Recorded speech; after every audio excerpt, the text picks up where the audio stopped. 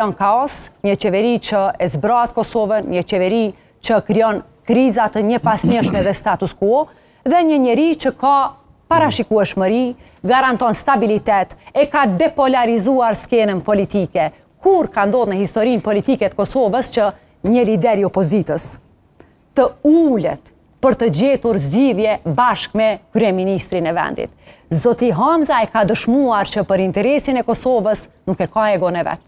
Ai ka dëshmuar që punon punë ekipore dhe do që Kosovën ta rikthej në stabilitet, sepse e ka dëshmuar në qeverisjen dhe në angazhimin e tij në shërbim publik. Pyetja e fundit, që ai angazhohet a ka vijat kuqe PDK-ja edhe a ka partner të preferuar për bashkëqeverisje Partia Demokratike e Kosovës? Ushtrim është devalvuar çështja e vijave të kuqe. Ne kemi pa parti politike të cilat kanë deklaruar tash e sa kohë për çështjen e vijave të kuqe. Bedri Hamza e ka thënë qartësisht që nuk kanë vija të kuqe me partitë politike shqiptare. Sepse veç në këtë qeverisje të fundit të Albin Kurtit, unë kam pa të mos flet vllau me vllaun. Një zonjë nga Malisheva dje morin telefon, më tha nuk flas me motrat për shkak të ndasive politike.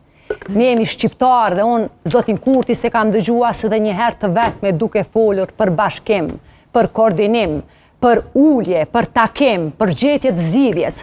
Pra ne e kemi thënë qartësisht që nuk kemi vija të kuqe, por që rrugtimi politik, identiteti politik, vizioni i një partie shtetformuese, që është Partia Demokratike e Kosovës, është vizion që absolutisht nuk përkon dhe nuk lidhet me një parti e cila Kosovën sot dhe ka stagnuar më shumë se kur. Pra ne synojmë që ta bëjmë qeverin me partit e ish opozitës, sepse synojmë që kjo blokad, kjo kriz të marrë fund dhe Kosova të kthehet në